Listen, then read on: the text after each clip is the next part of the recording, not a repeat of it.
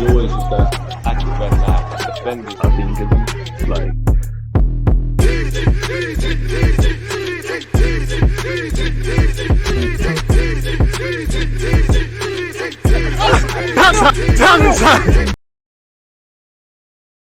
Are we live? Of course we're live. I bet you thought, oh, not again, deluded you. I heard your voice. As I was saying, people, I hope you're doing well and safe. Let's raise the energy levels. It's Monday morning. You can either hate it or you can love to hate it. Either way, it's gonna come. People, deluded. I'm back again. I hope everyone's in good spirits. I hope everyone's doing well and safe. First things first. Good morning, Good morning to those of you like myself in the UK. Good morning, good afternoon, good evening, and of course, good night where you lot are concerned. Hope you're ready. Hope you had a good weekend. Hope you had a great week last week. Hope you're all ready to do it again and move that much closer to your goals, hopes, dreams, and aspirations, or overcome any hardship or adversity within your life. Can't do any of that without health. So, as usual, love to wish you lot positive health, good health, not just physically, mentally, spiritually. You know, if you ain't got all of these things in check, it's not gonna, it's gonna play a part somewhere else. So I hope you and your loved ones have got such. Now, obviously, I've got a spring in my step, as we have been, people. What's that? 8 unbeaten games in the league, 10 in all comps, another clean sheet. You know, on one hand, we're fifth, we've got 5 clean sheets. I think that's one behind Edison, but on the other hand, that's only one in front of Hugo Lloris. So whether it's the league, whether it's statistics, I don't feel where the league's concerned, you can draw too many conclusions. You know, I feel Norwich are a dead certainty to go down. I felt Newcastle, because I like them, they could get out of it. But saying that they're behind Newcastle now, I mean, they're behind Norwich. So what does that say? Obviously, Arsenal are getting relegated. We sit fifth. You know, can we even talk about a title challenge now? I know no Arsenal fan is getting carried away. I think I speak for most Arsenal fans when, we're obviously happy to be winning games. We're happy to be doing things, but we're just enjoying this adventure, taking it game by game. Right now, we've stumbled across fifth. We find ourselves there.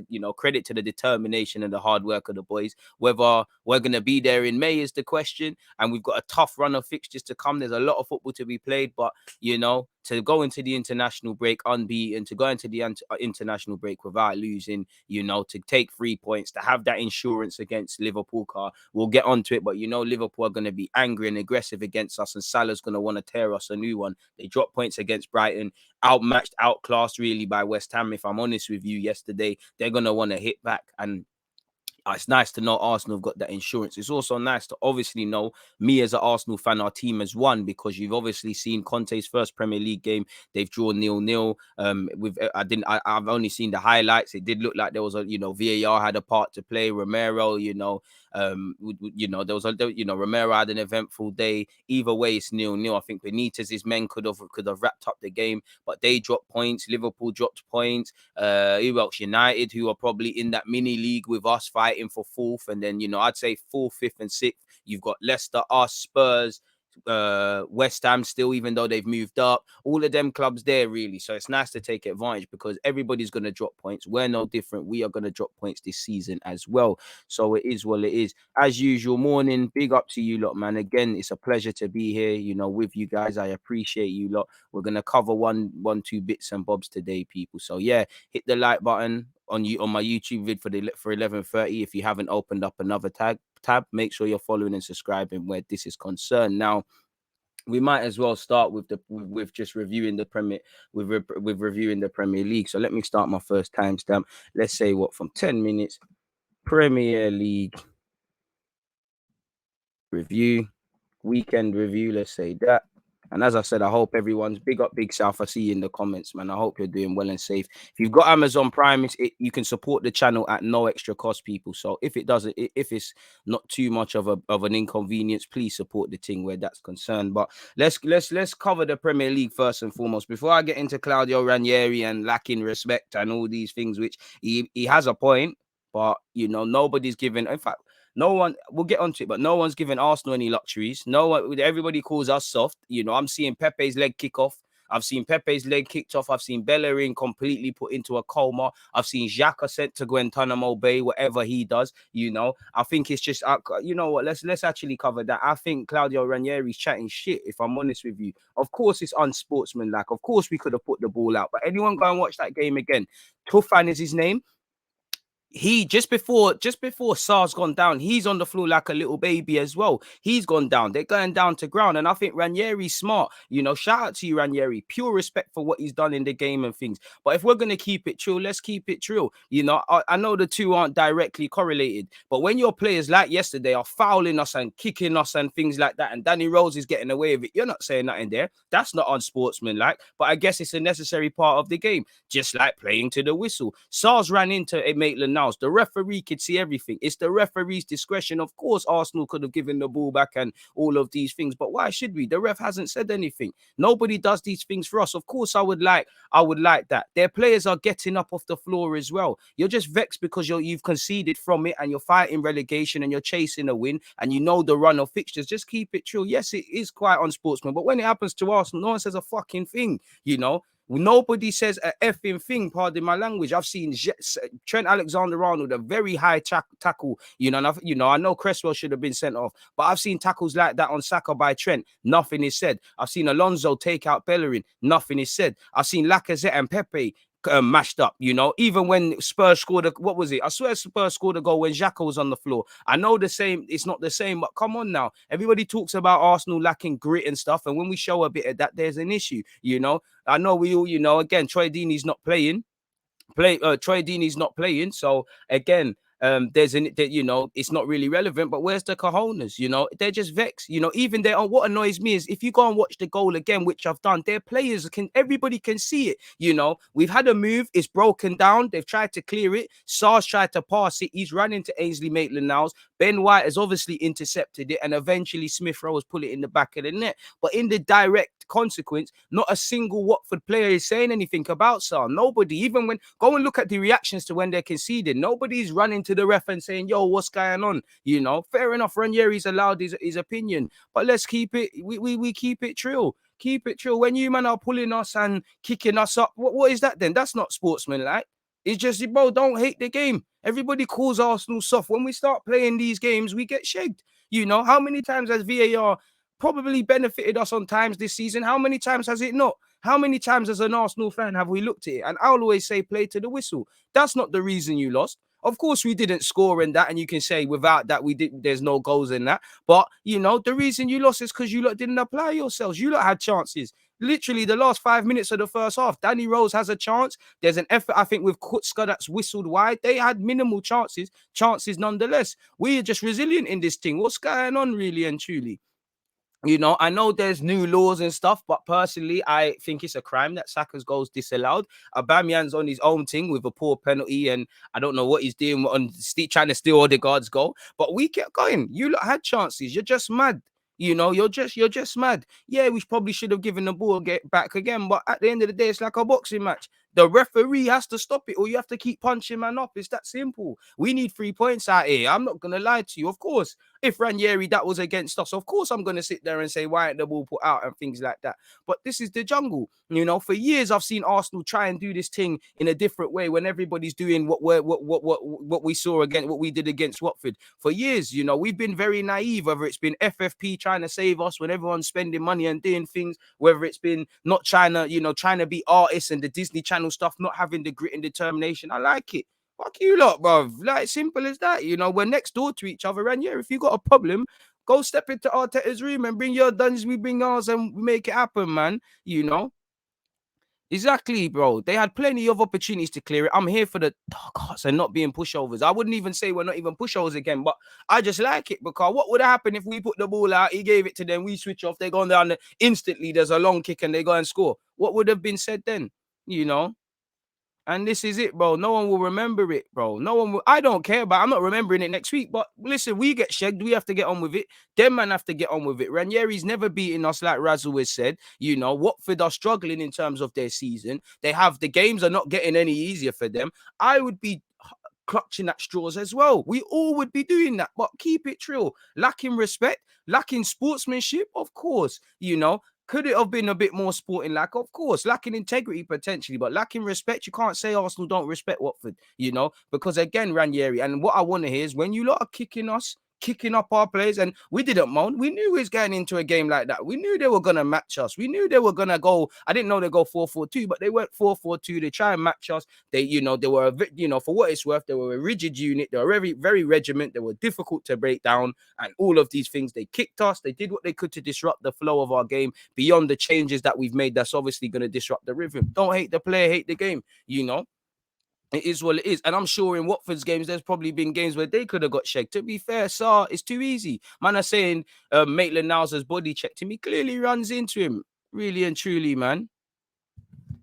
Exactly. They say Arsenal are mugs and we're soft and not ruthless, but now they have a problem. Exactly. When when Stoker's doing it against us, apart from the leg breaks, man are saying Arsenal are soft. When Chelsea were doing it against us with Alonso and that couple seasons ago, man are saying Arsenal are soft. When our players are getting close, like a big meal of it is made of go and play Arsenal, kick them up, you scare them. Where's the integrity? Where's the looking after the sportsmanship? Where's the duty of care now? Because it goes against us, if that, really and truly, how many things go against us? If Xhaka makes a certain sort of foul like Danny Rose was doing, he's sent off. Again, we feel, I do think we're hard done by. But end of the day, you're told play to the whistle. The ref has said, fuck all. Why are you looking at your others? If you're in a boxing match, I know it's not the same. Are you going to look at the man punching you up to say, all right, let me lie, I'm doing him serious damage? You would hope from a human point of view, but in the ring, in war, man have to keep going until it's stopped. That's what we needed to do, really and truly. Looking for excuses rather than focus on nobody following his runner, rather than not clearing your lines. You want to call Arsenal lacking respect. To be honest with you, I respect Claudio Ranieri, but fuck him and fuck his opinion. Listen, no skin off my nose, water off a duck's back. We go again. There's going to be times, of course, VAR is going to shag us. Of course, there'll be incidences where we might sit there like Ranieri and say, yo, what's going on? What's all of this about? It's a dickhead thing. The ref has a duty of care. The ref, go and watch the goal again. The ref can see it all. If the ref ain't saying nothing, what? So we can say Arsenal do things with a touch of class. Wenger's gone, bro. Like, fuck all the class thing now. Simple as that. Obviously, class, all them things. I would have liked the ball to be kicked out, but it is what it is. Man said if you start Danny Rose, you deserve to lose. Bro, protect yourself at all times. Football is the same. Protect yourself. Sar goes down. Someone make the foul then. Disrupt the play. Someone follow the runners. Dead, man. Dead. And even more dead. Missy Ranieri, man. I'm sure I've got it up here somewhere, people, about how we lack respect and all of this. Like I said, respect to Ranieri, but I don't care. He went on to say, Claudio Ranieri accused Arsenal players of showing a lack of respect as the Gunners claimed a narrow victory in Arteta's 100th game. I can't lie, it's November, but we're fifth.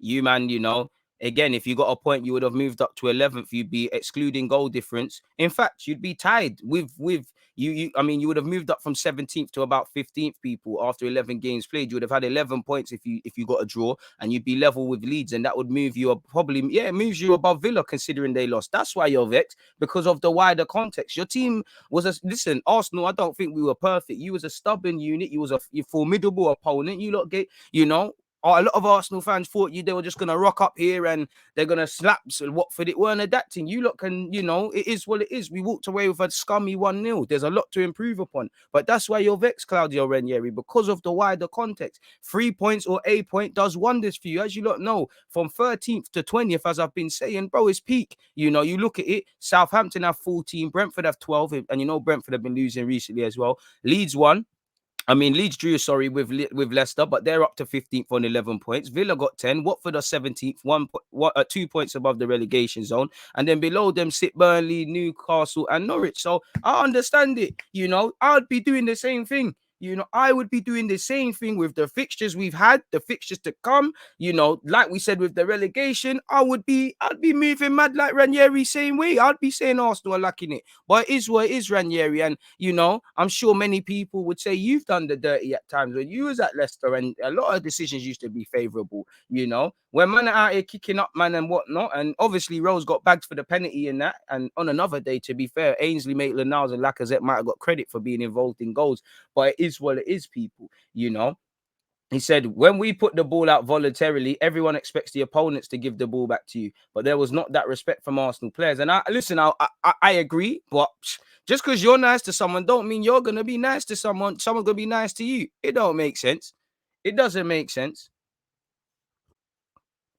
Arteta said, I would say that we are the most honest team, and in some stages we can even become naive. I wouldn't say I don't think any team is more honest or whatever than the other. This is what football is about, really and truly. It's dark arts, dark arts. We ain't done enough of these things. The man there said we ain't got cojones. Very ironic. But at the same time, I would agree. We're very naive. We are one of I don't want to say cleanest teams because I don't think there is one, but I do think we are one of the cleanest teams and one of I don't like to use the term softest teams. And 9 times out of 10, we'll give you the ball back. We don't want to do this tackling thing and fighting thing with you lot, but allow it, Ranieri,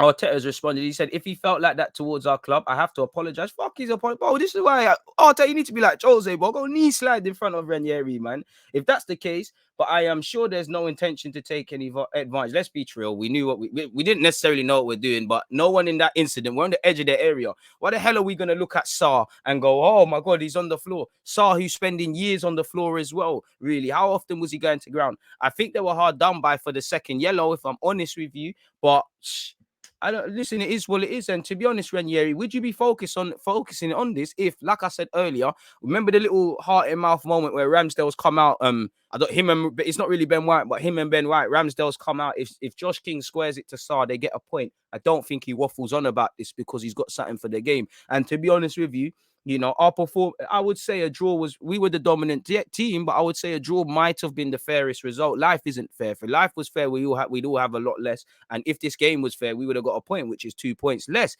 So yeah, you lot applied yourselves. You made it difficult for us. We had some changes and things like that. Fair would be a point, I feel, but is what it is. Well, if you want, you lot should have done the dark arts thing. There's teams that are below Arsenal and they've done that. How many times have we respectfully, historically, we went to Brentford and were given a lesson in dark arts? They were playing well, but they were pushing. You look at Balogun, you got Balogun pushing him in his back, elbowing, stepping on heels, all welcome to professional football, lad. Like they were doing all of that. I have no that the game's the game.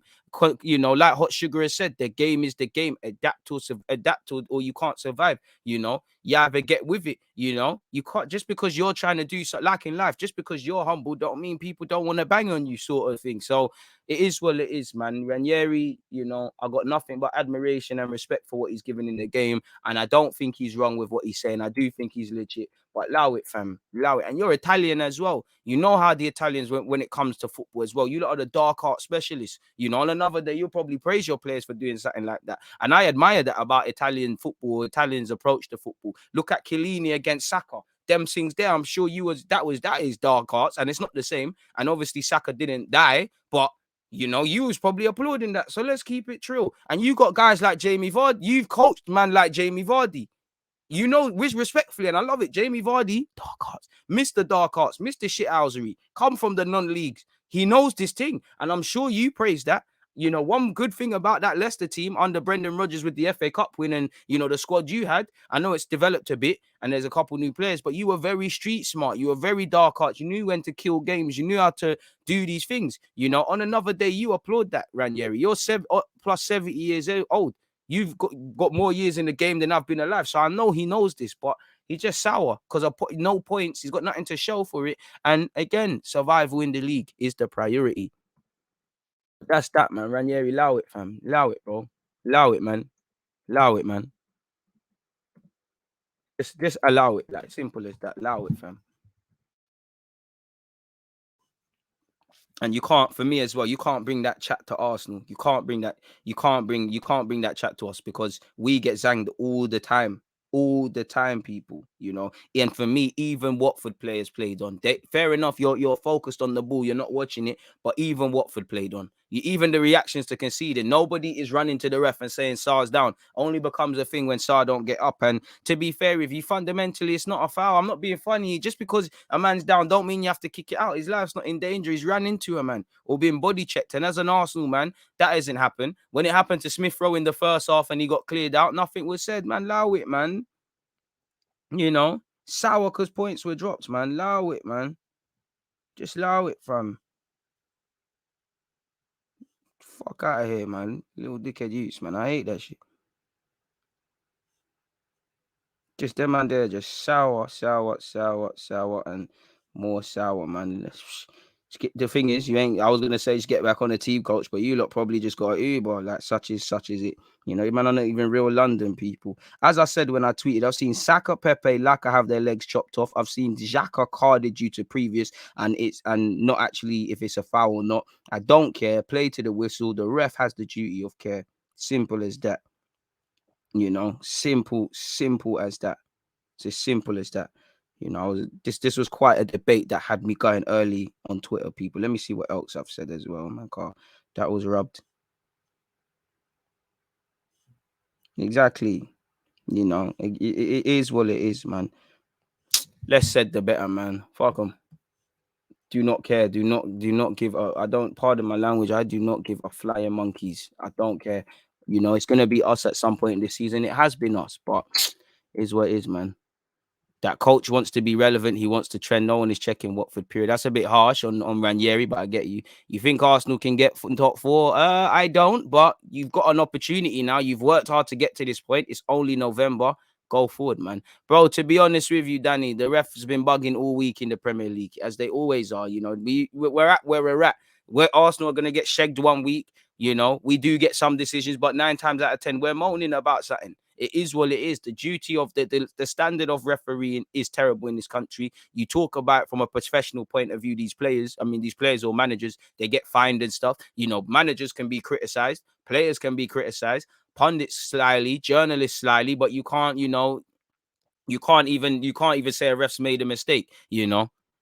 Refs are they act like refs are like policemen, like they're just good people, they're just unbiased and things where they're human. It's crazy.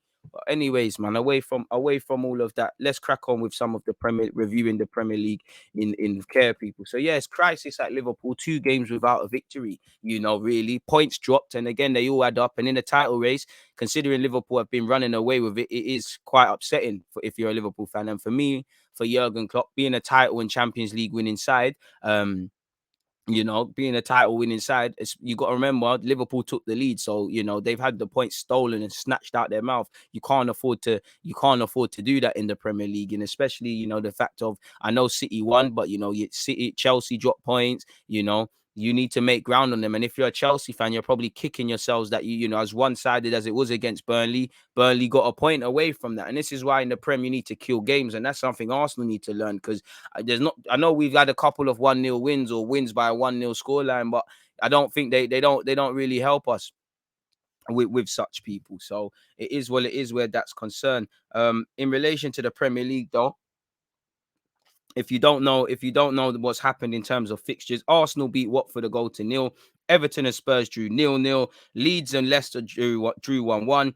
5-goal thriller, which saw West Ham United at home come back from behind to defeat Liverpool 3-2. In the Manchester derby on Saturday, Manchester City went to Old Trafford and took the 3 points and scored 2 goals in what was a one-sided affair, and was very much one-sided traffic. And I think the one similarity I would say between United playing Liverpool and City playing United, City took their foot off the gas in the second half. They're like, let's allow it a bit, sort of thing. Let's just manage the game and things like that. And I think that tells you everything. Chelsea, as I said, should have taken 3 points. Vidya and Burnley go back up them sides with a point. Crystal Palace got Conor Gallagher and Zaha, the double act again came clutch for them as they beat Wolves 2-0. Brighton and Newcastle drew 1-1. I don't know what Sanchez was doing for that red card. Southampton beat Villa, which cost. Brentford beat Norwich as well. Norwich beat Brentford 2-1, which was Falca's last game. Villa boss Dean Smith paid the price as his side lost a goal to nil against Southampton. Now, what game should I start with? Let's start with West Ham Liverpool, because it's still the freshest in my mind. And if I scroll all the way down, now I think you get, again, the Arsenal game is going to be very different, because the players that aren't traveling, Klopp's going to have enough time to kind of coach them and kind of breed to them the importance of putting in a performance and whatnot. And considering their last 2 games, we're going to get an angry Liverpool. And I think that game, as an Arsenal fan, it showed me that Liverpool do concede cheap goals. The 2 set pieces, it's just street smartness. This is why I'm not a fan of zonal marking, or there needs to be a mixture, because anyone that was on the live watch along with me, I said on the first one where Obonna/Allison on goal, I said, what's going on there? You see that in Sunday League all the time. What's going on there? Someone needs to take these players, these West Ham players, off of Allison. They don't. They make it hard for Allison. It's a good ball in. Obviously, Allison's backed at it. It's ended up in the back of the West Ham net. Good response from Liverpool. Salah assist, fantastic. It's technically not a free kick, but technically, good free kick eventually from set piece routine, which Trent scored. I think Liverpool conceded that goal. It's more or less an identical goal from where Zuma scored to make it 3-1. Now, obviously, if you make one mistake, you make one mistake. But to make that mistake twice, there's an issue where that is. So the Liverpool players chose to be naive. Maybe that's something for the coaching staff to breed. The second goal sandwiched in between the first and the third. Liverpool caught on the transition. It's a good breaking run. I think Bowen, if I remember correctly, slips the ball in. I could be wrong. Fornals does the rest, really. And yeah, man, Mane had a chance to score. There was a couple of opportunities, but it just wasn't Liverpool's day. But I think you've got to give credit to West Ham. I think for large periods of that game, West Ham were under the cosh. They were a lot of the game in both halves was played in their half, and they had to defend the edge of their area quite well. And obviously that's what led to the free kick, because Thingy gave away the foul. But I think they did well. I think they respected Liverpool and the threat that they have, as in, sitting back and whatnot. They attacked when they could attack. They never stopped believing, whether it was a goal down, whether it was getting themselves back into it, whether it was heart and mouth moments. And I think David Moyes and West Ham deserve all the plaudits they're getting at this moment. Fantastic quality performance collectively. I think Rice was good. I think Souček and Rice in the middle. It's not the full strength Liverpool midfield, but you've got to give yourself a chance in any game against Liverpool by trying to nullify that midfield. I think the wide men won their battles as well. Obviously, Trent's got on the score sheet and things. I think Antonio should have probably scored off his own back, really, but he made it difficult for them as well. I think Liverpool's high line was also exploited by West Ham for that second goal as well. A lot of people are saying Van Dijk is finished and his team conceded 3 goals, but without Van Dijk, it's probably 4-5, maybe even 6-1 West Ham at times. Cresswell probably should have been sent off, if I'm honest with you. That was a Kalas challenge. Don't know how it hasn't happened. I'm not too sure, but I swear a foul wasn't even given.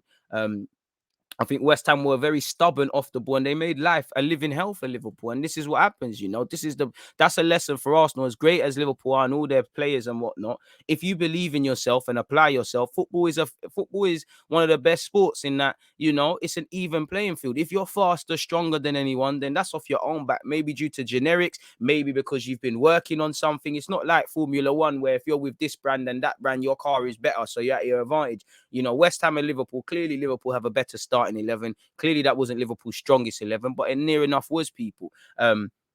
West Ham did what they needed to do, and it's a fantastic result. And for me, Bowen had a good game as well. It doesn't surprise me. You're at that point where it's not so you kind of expect this from West Ham. And as I said at the start, when we look at the league, for me anyways, I think there's about 3 mini leagues. I think you've got the top 3, which prior to this, I was saying this, West Ham weren't there. You had Liverpool, Chelsea, and City. You had, West Ham were kind of in their own entity. They're only a point or 2 off being in that top 3. So you could say they're in the title race. But, I was saying they're there. I think West Ham, personally, they're like, 4th, 5th, 6th, 1st, 2nd, 3rd. That's a fight between United, Arsenal, West Ham, Leicester, Spurs, Everton. Maybe a couple of teams are missing out. And then you've got a relegation battle from 13th to 20th, people, where anyone can go down, really. Norwich are probably confirmed. You can't say Norwich are confirmed and not Newcastle. If Newcastle, I back Newcastle to get out of it, but they're in a dangerous territory and they're behind Norwich at this moment in time. Do you know how bad you have to be for Norwich to have this stink of the season, get their first victory, sack their gaffer, and they're ahead of you? And then obviously Brentford are getting drawn back into this. Leeds are into it right now. Southampton are flirting with it. It's a difficult one. So West Ham deserve to kind of be in that debate, man. A man said with Oli United not part of that conversation. To be fair, he did get them to second last season when it looked like a myth. West Ham are just a very solid team with a solid coach. Their fullbacks was far too high on certain occasions, leaving Matip and Van Dijk constantly 3 versus 1. That's areas you need to exploit. I'm a big fan of Thiago, but man keeps giving the ball away whenever he plays. Yes, it's custom for him to lose the ball in the middle of the park, really. But I thought he added something, if I'm honest with you. Because of Hammer's pace, Klopp could have played Canute. He's good at set pieces. I don't think the centre halves at Liverpool did anything wrong. I think Matip and Van Dijk did their thing. I think it's like what was said there earlier in the comment. That Trent free kick was something special. It's technically not a free kick, but I hear you. It was a serious game, man. They struggle with set pieces. We're up there for scoring from set pieces like West Ham. Now, obviously, Klopp is going to work on these things during the international break. yeah, man. But it still resulted in whatever, man.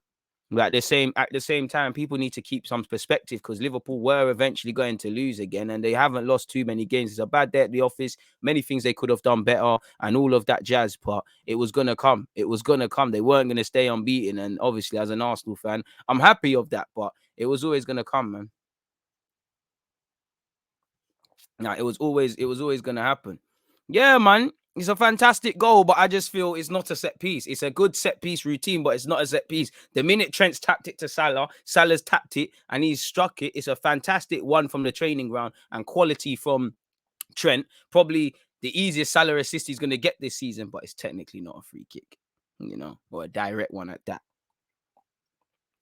But that's just me. Again, that goal was a thing of beauty. That's what Trent's about, realistically.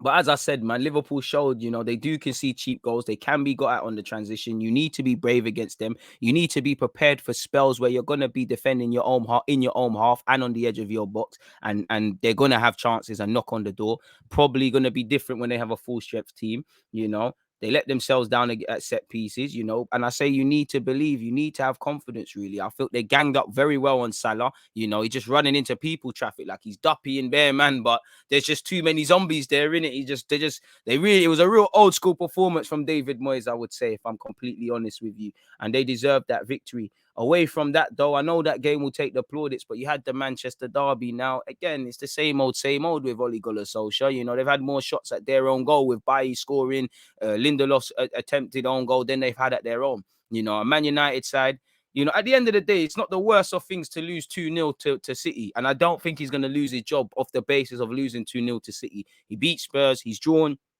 There's a golfing class, and to be fair with you, it probably should have and could have been the cricket score that Liverpool had. I think Liverpool were more aggressive with it. Somebody made a tweet that if they were both killing you, Liverpool go straight for your throat, like knife straight to the throat. They said City is like being sentenced to death by 100 cats, like being thrown into a box and then just bare cats just clawing you to death or whatever. And that's it. I think City play with their prey. Liverpool goes for your throat, and I think the second half, it looked like Pep and City did feel sorry for Oli and United. They weren't. There was a handbrake. United couldn't get near them, man. United couldn't get near them. Outfought, outclassed, outmatched all over the park. Mentality different. Just any adjective you lot can find. Bullied, really bullied. Ronaldo. Apart from Ronaldo with that left-footed volley for Edison, didn't have nothing to do. City players' kits are clean. That can wear again. No one, that's probably the best kits to be throwing to the fans, and that there's no mud. Cancelo had a good game. To say Bernardo Silva had a good game is an understatement. Foden probably could have scored. Just a good day at the office, and I don't know if it makes sense, but it's like when I was watching United at Liverpool. It's like take nothing away from City, but in comparison to United and City, it's like one team is just doing the basics and another team doesn't even know what the fucking basics are. Like City are just, when someone's got the ball, there's options. Obviously, it's Pep Guardiola, but there's options. A bit like Liverpool. There's pass and move. There's pass and move. It's like United don't understand that. You got to follow runners. You've got to show for the ball. You've got to do something, really.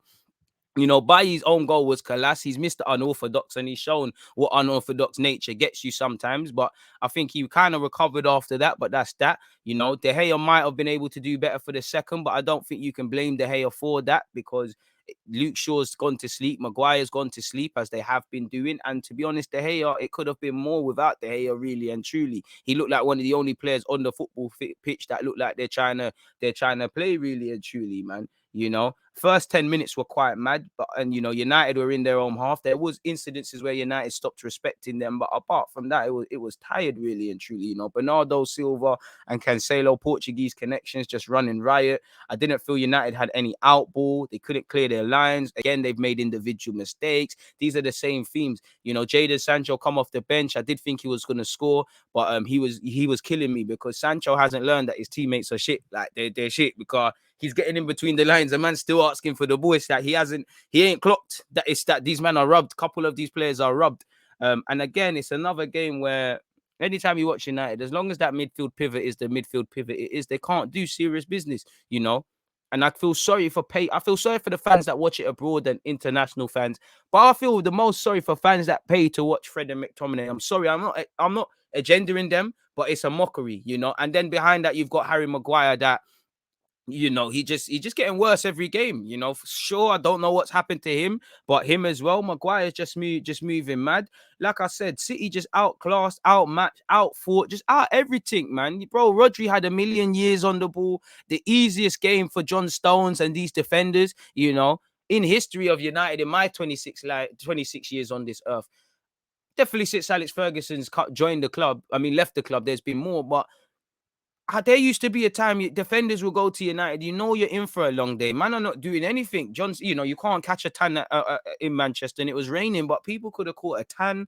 Edison could have counted blades of grass. It was terrible, man. It was terrible, bro.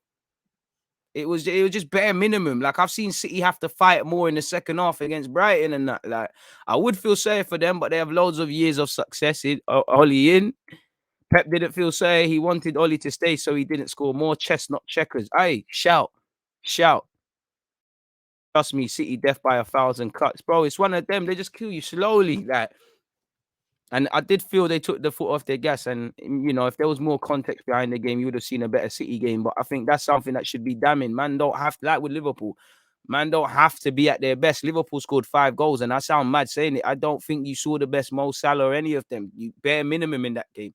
And that should be it. You know, because that's how I get pissed off as an Arsenal fan, if I'm honest with you. The bare minimum is maximum effort. If these quality players show you quality, what could you sit there and say? It's when you start capitulation. That result was more the players than Ollie. I think Ollie the same. I think going into it, it's the same old problems with Ollie in it and the same old things and the same old things. The players are the players just, yeah, man. Like they just shit. Some of the guys doing crap stuff, and you can't blame Pogba at this time. You know, I wonder how many toenails Paul Scholes chewed through just watching that game. It's crazy. Couldn't get near City shirts, man. You know, second best all over the park. Like I said, second. But not even that I said, you lot saw it. Second best all over that park, people. Rafinha scored a great goal, and so did Harvey Barnes, as it was 1-1 with Leeds Leicester. You know, I didn't watch Everton versus Spurs, but they drew 0-0. Again, you know, it ended. Conte's first game ended 0-0. You know, the best chances probably fell to the fullbacks with Emerson and Reguilon, which my mate told me. Again, there was issues with that. Apparently, VAR helped bus case. Obviously, there was a red card for a challenge on Højbjerg. You know, to be honest with you, at least Everton ended a run of 3 successive defeats. People, Everton sit 11th on 15 points, 1 point behind 9th place Spurs. So you would have loved for Everton to win that and whatnot. But where Arsenal are concerned, while I think it's too early to be talking about the title, definitely not the title, definitely too early to be talking about the title, but top 4/top 6, it's been a lovely weekend because you've seen other people drop points. There's going to be moments we drop points as well. Away from that, you know, Norwich won their first game and still clipped their manager Brentford against Brentford as they won 2-1. You know, I'm not saying are we seeing the real Brentford, but are now Brentford normalizing a bit because, you know, it makes Arsenal and Chelsea look a bit silly in that we went to Brentford, we never got nothing. Norwich showing us how to do it, and that's the beauty of the Premier League, people. But yeah, you know, Daniel Farker got the clip after that, and they kept it moving. I'll read the Daniel Farker and Dean Smith things in a second, people. So there's that. Chelsea could have benefited this weekend as well. You know, didn't finish their dinner. You know, took the lead courtesy of Havertz. Reece James gets another assist. But that's what happens. You've got to kill, you've got to kill the opposition. They didn't kill them. Burnley get something away from that. And that's a good point. That's 2 points dropped where Chelsea are concerned. Chelsea dominated the game. They just did not finish their dinner. So there's no coulda, woulda, shoulda. You know, Reece James is moving mad. You know, Reece James, Cancelo with some lovely passes against Man United as well. And Trent, fullbacks doing a madness this week, innit, really and truly. So there's that. As I said, Crystal Palace 2, Wolves 0. Brighton and Newcastle drew 1-1 for Newcastle. That doesn't help them. Dean Smith lost his job, obviously, as he lost 1-0 to Southampton. That's a big 3 points for Southampton with that as well, people. In that regard, you lot are saying Brendan Rodgers to Man United. I'll cover that in a second, but I need to see some rumors. That'll be a good sign. That'll be good for them if I'm honest. If I'm honest with you.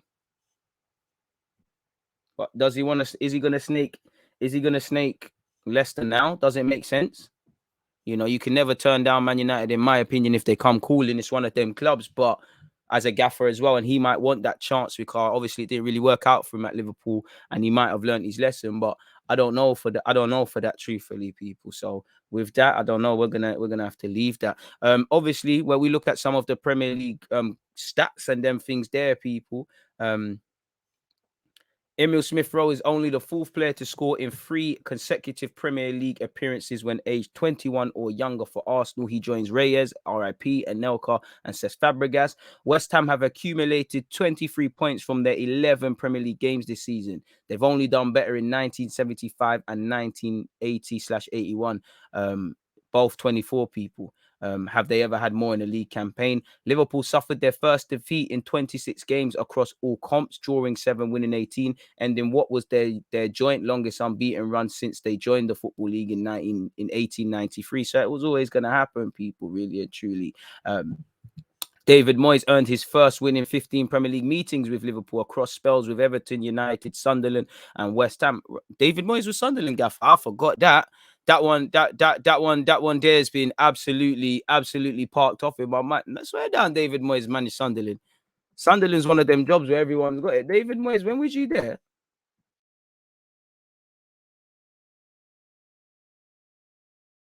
Oh shit, you was in it. Oh yeah, you was. Right, everyone's had the Sunderland job still, but anyways, people, right, you was man like Moisey. Shout out David Moyes, you've been about, But yeah, he got his first win in 15 against Liverpool. Big up. I didn't mention it, but big up Origi as well because he come off the bench. That was a good reaction finish to make it 3-2 and things like that. People. Only Daniel Sturridge with 10 has scored more Premier League goals as a substitute for Liverpool than Origi with 9. Origi's Liverpool career could be over come January because they tried to sell him, but he got enough time to get that one done. Liverpool have conceded 2 goals from a corner in a single Premier League game for the first time since August 2017, ironically against Watford. Pardon me. 9 of Kurt Zuma's 10 Premier League goals have been headed. That's 90%. That's the highest ratio of any player with 10 plus goals in the competition's history. Fornals has 3 goals in 5 league appearances against Liverpool, his joint most against any opponent in the top 5 European leagues. He's also got 3 against Leicester. So betters, when the West Ham play Leicester, Fornals is playing, you know what you need to do. Trent Alexander-Arnold's goal was his 45th Premier League goal involvement for Liverpool. 9 goals, 36 assists. That's the joint most by any defender for the club in the competition. He's level with John Arne-Risa. 6 of Trent's 9 Premier League goals for Liverpool have been struck from outside the box. Of the 51 players with as many goals or more in the competition for the club, only bettered by Jabi Alonso. Not a bad one there, really and truly. All 3 of Bernardo Silva's goals against Manchester United for City have come at Old Trafford, people. He's only netted more goals against Burnley. Manchester United are now without a clean sheet in their last 14 games at home in all comps. Which again, it's looking brazy. Spurs failed to register a shot on target in consecutive Premier League games for the first time since 2003-2004, when data was available for such. In his 100th game in charge of Arsenal in all comps, Arteta has earned his 54th win, the only manager in the club's history to pick up more wins than the Spaniard from their first 100 games at the helm is Arsene Wenger. George Graham. Got you there, default. George Graham. Pierre-Emerick Aubameyang has failed to score from 4 of his last 13 Premier League penalties for Arsenal. How disastrous was, again, we've spoken about Arsenal, Watford in general, but how disastrous was that, that attempt. And to be honest, you've gone the same way for Martinez and Foster, switch it up a bit, broski. Ben Foster is the oldest goalkeeper to save a Premier League penalty since Shea Given for Everton against Stoke. For Stoke, against Everton. Rafinha has scored the opening goal in 4 Premier League games this season. Only Zaha has put his side 1-0 ahead as often in this season's campaign. He's done it back-to-backs, people. As you lot know, Harvey Barnes equalised just 73 seconds later. On the topic of Leeds versus Leicester, Rafinha has scored 45% of Leeds' goals this season, people. Aston Villa have lost 7 of their 11 Premier League games this season, conceding 20. It wasn't until their 18th league game last season that they lost as many and conceded as many. So it's peak for Villa. That post-Jack Grealish hangover shows no signs of slowing down, and it is probably as swellers. And to be honest, who is going to become the next Villa gaffer? Who's going to be the next Norwich gaffer? Really and truly. Newcastle are the only Premier League side without a victory and are on their longest ever winless run from the beginning of a league campaign. In each of the last 4 Each of the last 4 Premier League sides to endure a similar start to a top flight season have gone on to be relegated. So Eddie Howe, who was at the Brighton games, got it all to do, people. And maybe if Sanchez doesn't clear out Wilson in the build-up, Wilson might have snatched all 3 points. Only Salah, Antonio, and Vardy have been directly involved in more Premier League goals this season than Reece James, people. Norwich have scored twice in a Premier League match for the first time since December 2019, which was against Spurs. That ends a 28-game run in which they failed to score more than once in the top flight. Manchester City completed 753 passes in their win over Manchester United. That's the most any team has completed in a Premier League match against the Red Devils since 03-04, when the stats started to be recorded, which is crazy, people. All 3 of Bernardo Silva's goals. I've already read that. Sorry, people. Eric Bailly is the first Manchester United player to score an own goal in a Manchester derby in the Premier League. Southampton have taken 10 points from their last 4 Premier League games, 1 draw and 3 wins. That's as many as they won in their previous 12. Since the start of last season, Adam Armstrong is one of only 2 English players to score 30-plus goals in England's top 2 divisions, along with Ivan Toney. I mean, Newcastle do know how to make strikers, and they probably wish they had a couple of those right now at this moment in time. So, yeah, that's where the Premier League is concerned, people. Oh, shit. Why is they not typing? Sorry, folks. 56. And obviously, after this, we go live at 11:30, people. Premier League. There's that. Villa want Gerrard, JT, or Martinez. Ooh. Gerrard, Touche. Gerrard's done the Rangers thing. Martinez has been there before. John Terry, since he's bust out, they do look a bit shaky defensively. I don't know, but that's a lot of experimenting. Arteta's second in wins in the first 100 games, but he's actually 5th in win/draw percentage. There's another intersecting stat for you, and that's the thing. You get it. Happy you told me that, because I didn't know that. But you see, when you start manipulating things, it all depends what narrative you want to sell. So yeah, that's probably a bit realistic there, because yeah, man, it is what it is. At Liverpool loss makes our game harder than it already was. Liverpool out for blood against us next week. Fortunately, it's not next week, but yeah, man. But Moyes has been about. A lot of you are talking about Brendan Rodgers allegedly being linked with Manchester United. So I guess we can speak about that now. As I said, Rodgers to United, and someone just said at the end of the season. For me, it would be a good signing, because obviously, first things first, he has a clear system of how he wants to play. He knows how to manage a squad. He knows how to show a DNA and whatnot. I do think there's certain things he won't. There's certain naiveties and stuff that Oli does that he won't. I don't think Brendan Rodgers will carry players. I think he wants another big job. He's been linked with City when Pep calls it a day. He's been linked with United. I think after the way it worked at Liverpool, for how he tried to go about things, the players he brought in, how he dealt with the press, like he was very nasty to Raheem Sterling, leaking things to the press. I think that might tell you he's a bit of a cunt, but that might tell you he's learned his lessons. And I don't think you can turn down the Man United job. It doesn't come calling too many times, regardless of where they are. And I think he would relish it. And I do think to him, when's the cycle? I think a bit like it at Klopp at Liverpool. When do you want to be stuck there for the rebuild if there's not going to be a rebuild? Because I look at Leicester, when is the rebuild? Vardy's not going to be there forever. Telemans looks like he's getting cold feet, Samore and these guys, they ain't quite locked down Kante's role or trying to or have an impact in midfield like Kante, whether they're the same player or not. So it could be one. He's ex-Liverpool. It ain't happening, potentially. But has there never been players that have played for both clubs before? It's up to them. Liverpool, Leicester recruit so well again. But yeah, the rebuild though. Vardy's not going to be there forever. You say they have brought in some good players, but there's something to consider, really. But I can't see nothing online apart from he's one of the bookies' favourites, along with Zidane and Eric Ten Hag. But yeah, the ex-Liverpool thing, I mean, if it's adapting, then it is what it is. But people need to remember, like, bro, he's not a Liverpool fan. It's a job. He went out there and done it, innit? And he's always going to be linked with clubs, really and truly. But I imagine he's going to remain focused on the task at hand. Farker/Smith sacked. There's something we can talk about as well. Obviously, Dean Smith and Farker have been sacked. Ole Gunnar Solskjaer has outlasted them, really. Obviously, Aston Villa Football Club can confirm the club have parted company with head coach Dean Smith. Christian Pulslow, who is the CEO, said when Dean Smith joined us in October 2018, our team was really struggling in the championship.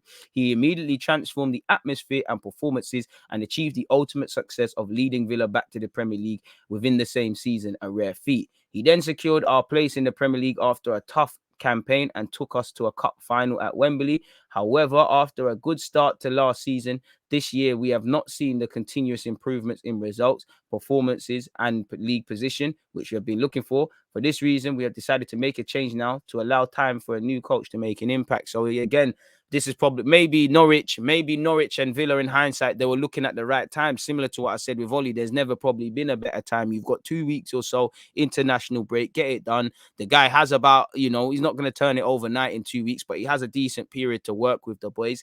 And then you see what happens. And that must be what Norwich were looking at in hindsight with sacking Daniel Farke after getting their first win. Obviously, Dean Smith, he was given a chance. He did a big interview on Sky Sports, but yeah, man, it has to happen. Hasn't coped with the post Grealish thing well. And sometimes this is what you need in a season, a managerial bounce, which obviously could propel people up the table.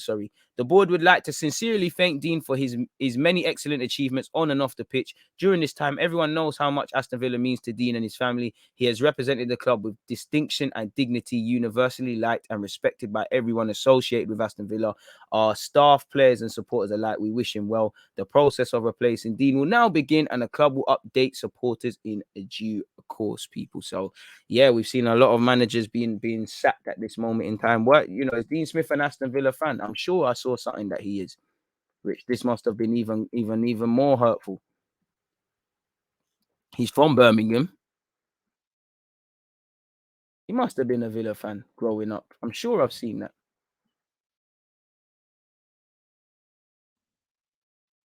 Well, it is what it is. Right. His dad, see, his father was a steward at Villa Park as well. Crazy. And it's crazy, man. Apparently, crazy story, but apparently his dad had feel like crying, man. This is emotional. Apparently, his dad suffers from dementia. Towards the end of his life, his dad suffered from dementia and was not aware that his son had become Aston Villa manager. On the eve of the 2019 playoff final, Dean Smith visited his father and told him, "Next time I see you, I'll be a Premier League manager." He died. His dad died on the 27th of May last year after contracting COVID. So at least he saw what he's doing with his son, people. But yeah, man, Dean Smith, there's been big spending, you're not seeing too much bang for the buck. It's not worked out. Again, there's no time for luxuries in the Premier League. It's not about what you're doing, it's where you're going, and it ain't worked out. And he's probably been afforded more time than most. Norwich sacked Daniel Farke. Norwich City can confirm that head coach Daniel Farke has left the club with immediate effect. He's overseen 208 competitive games at the helm across a 4.5-year spell. What started in the summer of 2017 has ended in the winter of November 2021, people. And he's had a good run. And there was obviously Stuart Webber gave that bullish statement that they're standing by him and backing him and all these things. Clearly, there weren't too much in that regards there. It was backing at a price. He said, "In continuing to demand the very best for our football club, this decision was not an easy one. I know how determined Daniel and his staff were to succeed at this level, but we feel that now is the right time for a change to give ourselves the best opportunity of retaining our Premier League status." Where's Sam Allardyce? Is he going to Villa? Is he going to Norwich? All at Norwich, or is he going to Newcastle? Eddie Howe might not last long. All at Norwich City should be forever grateful to Daniel and his staff for the significant role they have played in our journey. They've helped deliver 2 championship titles, many memorable moments, and they all brought in to our philosophy and what it means to be part of this football club. Maybe Billy Gilmore will get more first-team football. Daniel and his staff will always be welcome back here. I'd like to take this opportunity to thank them all for their hard work and wish them well for the future. It's important that we now look forward. We have 27 league games remaining and a long way to go in the current season. We know we have the ability within our playing squad and staff to start picking up points and climbing the league table. The club will issue a further update on its first team staff in due course. So again, we're going to see a couple of probably managerial announcements. Eddie Howe probably formally announced, and these two will pick up new gaffers, and maybe Ollie will be sacked come this period, people. But I don't know any of that to be true. So it is what it is, paid the price. Ultimately, it is what it is, man. You don't do the job. United haven't played a good game all season. I mean, their games are the same. Sometimes it's just drama, individual mistakes. They might claw their game back, papering over the cracks. Even Ronaldo's debut against Newcastle, man. Big up yourself, Ash. I hope everybody listening is doing well and safe. Get him out the Belgium job. They told me I should worry about Conte at Spurs. He's been there for a second, man. Saw something on Instagram. Havertz not seeing the pass on several occasions. Callum Hudson-Odoi was making runs, but it was not getting slid through. I mean, that's where Havertz needs to do better, but I'm sure Havertz is just happy he scored. I don't get why United wouldn't want Nuno. He plays back three and did good with a budget at Wolves. Half Reds team speak Portuguese too. I would love them to, but if Nuno can't do it at Spurs, it's not going to work, is it? Really and truly, like, in my opinion, could be long for you. It could get long for you, and it won't be pretty. Imagine Norwich get out the relegation. I'll have to do a formal apology to them. And to be honest, to give yourself a chance, you might a new manager, managerial bounce, people having to prove themselves. This is what could get you out of it. And obviously, if we was to look at Norwich fixtures, with respect to them, obviously they're playing half the people around them at times. They've played people that expected to stay in the league. Next they've got Southampton, who are currently 13th. They've got Wolves. They've got Newcastle. They've got their next 5 games is what? Southampton, Wolves, Newcastle, Spurs. And it's not showing the others. Where's the others? And then Man United at home. So again, they're gonna have to get with it and get with it very fast, man. Since John Terry has left the Villa, they have not been the same. Sure, Grealish is a miss, but Terry seems a bigger one. Obviously, yeah, they're both as big as each other, in my opinion, because obviously, if you can't keep clean sheets and you don't score goals, you're going to be in a dangerous territory. And as you know, goals win you games. Defenders win you titles or keep you in the division. You need a striker, and every team needs a striker that can get 20 league goals minimum, and in the current day beyond. And every team needs to have a competent defense. It don't work out, man. What's your thoughts on United potentially changing their manager? They need to, innit? That's my thoughts. They need to find a manager that understands. I'm not going to sit here and say Oli. I think Oli understands the severity of the task and the position he's in, but they need someone who can do it as well. That's when I'll be scared of Man United as an Arsenal fan properly. All they need is a proper coach, one that can look at that midfield and say, you're not levels. Would you take Southampton's keeper for what? Hopefully that's on the bench, but can't imagine for anything other than that, people. I wanted to ask you lot as well, just before we close this up, who do you lot think are the signings of the season as well, people? Because I was trying to write down things. Let me know who you think. So far, keyword signings of the season so far. For me, I tried to think of some random ones. I think, people can say Ronaldo harms Man United and whatever, but at the end of the day, the man's brought in the system and all them things. That's all on the owners or the people bringing in the man. You need to know you're getting the best out of the man. The man has scored goals, He's take away his goals. It's a myth. I would say him. I would say Livamento's there. I would say Ramsdale's there. I would say Cornet of Burnley's there. I would say Kurt Zuma of West Ham is there. Who else would I go and say as well? Who else did I write down? Hang Lee Chan on loan from Wolves. Livamento, if I haven't said that. Conor Gallagher on loan at Burnley, at Palace, sorry. They've kind of gone off the boil a bit, but in terms of expectation to output, I feel Damari, Gray and Townsend, them and they were doing bits really and truly. So it's all right. Tomiyasu and Ramsdale have been good, but I think the Tavares one is more like, yeah, you're doing well for Arsenal. I think anyone that understands football, not that you don't understand football, what I mean is the general footballing universe, you can see big impact from Ramsdale. Not that Tavares hasn't, but big impact from Ramsdale. You mentioned Arsenal, you're mentioning that. Livramento can't be ignored. Zuma can't be ignored. Cornet's doing bits at Burnley. Gallagher's doing bits and pieces at Palace. Livramento, if I haven't said it. And I think Damari Gray and Townsend were kind of shelling it down. They've gone off it. Dakar, I'm not sure. I mean, not Saul, definitely. He's struggling. Would you take Southampton's manager? I like Hassan Hutel. So if we ever got into that scenario, he's someone I could consider because he kind of has to work with what he's got, but wouldn't be first, man. Saul's the biggest flop. It shouldn't have been that way, but the Prem is the Prem. I don't know what going for him, man. Second half of the season, he might say something, but it's looking like such. I should have done a flops of the season, but that one there is mad.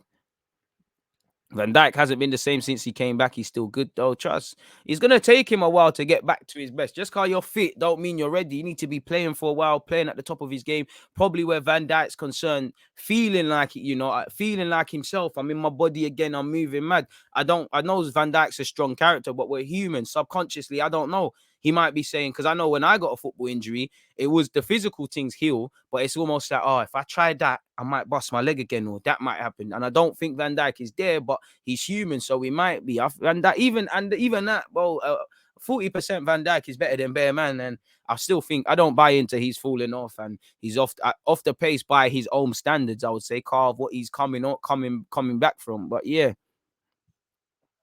no, we all forgot about Saul, man. I don't know who could be Man United manager. You got Ten Hag, you've got Brendan Rodgers, anyone that you need to be a trainer coach, a really hands-on guy first.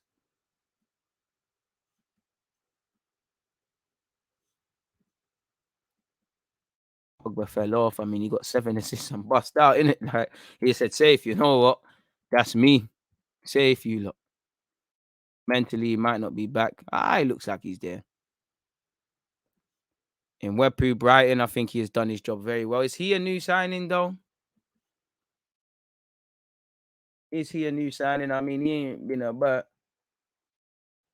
my man's 23.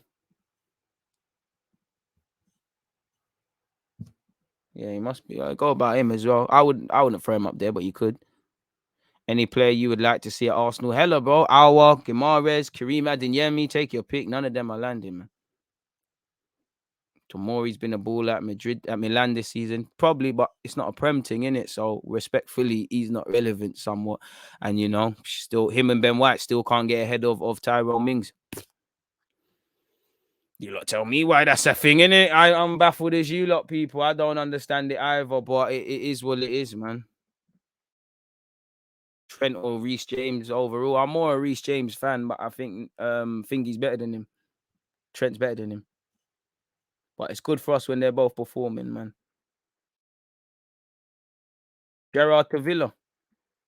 For real. Now I'm not spreading fake news. It's not happening yet, but there's articles. Jamie Carragher says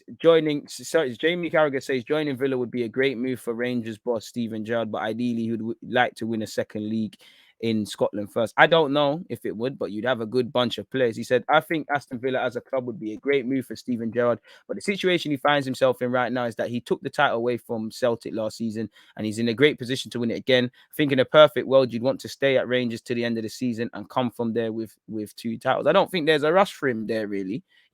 I mean, this is not something coming for Steven Gerrard, but look, I've been in the job for 4 years in the Scottish Championship, and I think sooner or later there's going to be a great chance Steven is going to come to the Premier League. But for me, it's a difficult one. If he got offered the Villa job, I don't think there'd be many jobs in the Premier League which he would get offered better than that. People talk about Liverpool, and that might not be another 2 or 3 years away with Klopp, but he's not going to get any jobs better, so it would be a decision to make for him. Boy, it's true, but again, I don't know. Villa's a good club to join, and the backroom staff work well and things like that. It could be a thing.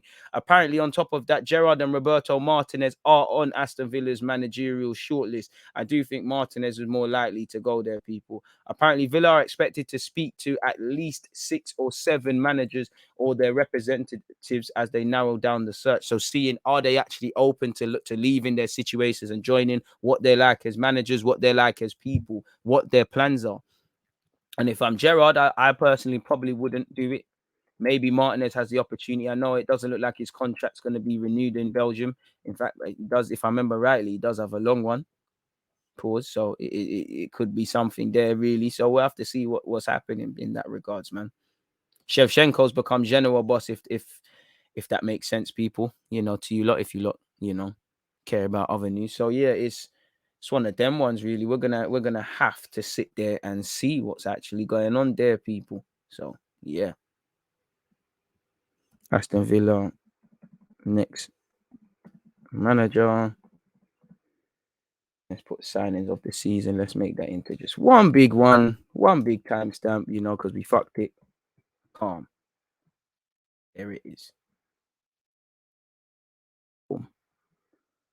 EG, have you seen much of Job Bellingham? He plays a bit further forward. He's a good 1v1. He can score goals. He looks decent. I didn't quite get the excitement levels that I got with his older brother, but he looks quite decent. And it's a bit of a shame, you know, people are just going to be judging him on that context. But he's a good player. He played the other day again. He had a quiet game, but he played against Arsenal's under 18s the other day.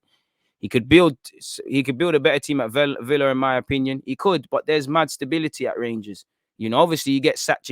But look at what Dean Smith has done, man. In that article we read, man, are getting you promoted and doing this and that, and then you've just clipped, man. Quick one. What do you think of Arsenal fans finding your reliance on Smith Rowe and Saka going forward a concern? You feel the same way? I think there's nothing wrong with it.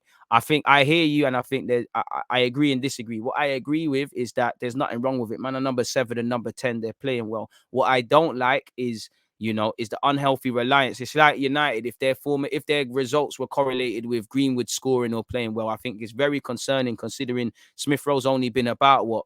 It's great for him, but he's only been in the first team picture really for 10 months. Well, more than that, but it's been a 10 months or so. You know, it's coming up to a year now. This time November last year, Smith Rowe was in the first team, but he weren't about. For Saka, he's been involved in 18 months, 2 years now. He's 20. It isn't healthy. You know, we need other players to rely upon it. And saying that, there has been times this season Smith Rowe's doing a madness, but Smith Rowe or Saka haven't necessarily been the best on the pitch. There's even been times they could have been dropped. So I like it, but I don't like it because there should be more experienced players. That doesn't have to necessarily be 8 for age. There needs to, you know, I don't like, and it's not even just them. Typically, maybe not so much now, but typically it's the same. It's been the same 2, 3, 4 players that are turning up. As you know, there's 11 starters on the pitch. There's however many much on the bench, and it's a 25-man squad, so you need more. And especially because, again, Smith Rowe's starting to get numbers, but Saka needs to, and he got unfairly disallowed goals. But, you know, the output isn't the best. So I think there needs to be other reliance on them. You know, when I see people like Gabriel and Ramsdale, that is a bit of a reliance, but they're not attacking players. I do want to see more consistency and overall more sort of leading from our attacking players on a consistent basis. So there is something, man. Lampard will get packed by Norwich. Do you think youth or experienced players are a solution to teams not functioning properly? It's a difficult one, man, because sometimes you look at United, is it the young players or is it the experienced ones? It's Luke Shaw's an experienced man. Maguire's an experienced man. Pogba, I don't want to get agenda him, but when he got sent off and made their job even harder, even though it was done, it's experienced players making these mistakes. Arsenal, half the time, it's these experienced players sort of thing. So it's one of them ones, people. I do think nine times out of 10, you'd want to lean a bit more on experience, but sometimes youth, and sometimes that's been probably what helped Arsenal is that, you know, Smith Rowe just wants to play. Yeah, Arsenal at the time weren't in good form and there's all these things, but he can only, not that he can only see it, but I can only see I want to play for Arsenal. I want to play Premier League football. I don't want to be on the bench. Sometimes that youthful exuberance can help you, that youthful naivety. So it's a difficult one. So I'd say you need a balance in it. No worries, my guy. Yo, just want to say, sick content, man. Enjoy listening to you talk while working. It's calm. Heinz, I appreciate that, man. Bro, for Norwich, Norwich and fucking, pardon my language, Norwich and what's the other team, people? Norwich and, how are them team there again, people? Norwich and Aston Villa. You see them man there, and I need to boss out in a sec. Them man there, they need someone that can, there's no guarantees, but someone that can keep you in the league. I say Aston Villa, can you get someone that immediately can get you winning games and, you know, confirm that this is staying in the league thing? But I would also say you need someone that's got a bit of a DNA, a bit like that. Because if I'm Villa, I'm trying to take a leaf out of what Everton have been trying to do, what West Ham are doing with respect to David Moyes, what they're doing right now, with what Leicester are doing, Brendan Rodgers taking that next step and fighting for Europe and stuff. Now, the priority isn't that, but I think for Villa, they probably need a bit more than just someone that's going to keep them in the league. Maybe someone with a bit of pizzazz about them. I think Gerrard's got that. They might give it John Terry. Has John Terry worked this job before? Is it too difficult for him? Only time will tell. Because again, you look at the league table. Where are Villa? Bro, Villa are 16th. They're firmly in the relegation. Like I said, from 13th to 20th, only 3 teams can go down. But what? Southampton moved up to 13th with 14 points with a win, and that, you know, puts them on 14 points. You know, Burnley are on 8. There's 11 games left, over 20 games left to play. It's a bit mad, man. Pardon me, my bad, my guy. I said I'm more of a Reece James fan, but Trent is better than him, at least. And I think Trent's a level above him right now, man. But pardon me, if you're Lampard, you're more likely to take Villa than Norwich, and I don't even know if you'll get that. So it's a bit of a brazy one for him, innit? He's gonna have to hold that one. So yeah, he's just gonna have to hold that really. But yeah, people, as much as I love this, if you love the chat, open up another tab. We're heading over to YouTube at 11:30, or better yet, for 11:30, people. So yeah, that's the link. You know, it's a massive risk to give John Terry the job. It could keep them up. It could be what confirms them to relegation. But yeah, man, I don't know. I don't know if Reece James is better overall for sure, but he's more my guy. I just think Trent's better than him. I don't think Trent's arse defensively. You know, I think he's better at defending than maybe Wan-Bissaka. You know, I actually think Wan-Bissaka's quite suspect, you know, really. But yeah, man, I've got to get out of it, man. But it looks like Brentford are having Danny, it does look like Brentford are having a normalization of results, or maybe it's just a rough patch. But yeah, man, I appreciate everyone who's been here. It's been a fantastic one, Twitch gang. I'm going to have to love and leave you. I'm back online at 11:30. It's FA Cup final day today, people. So make sure you join me at 4 p.m. on YouTube. And I think we've got 4 fixtures. So we're going to have to play a couple before we get there. So yeah, man, I'll see you lot in a bit. We're going to talk a bit more about Josh Kroenke. We're going to tactically review the game where Arsenal are concerned. Arsene Wenger's had a couple bits and pieces and ones and twos to speak about. So yeah, man, I'll see you lot in a piece, man. But on that note, Twitch gang, make sure you're following and subscribing. Hope you're all doing well and safe, man. I'm out. Peace. Well, in fact, we got to run the ads. Where's the man said ads? Outro. So it's always just that active and defending. I think it's like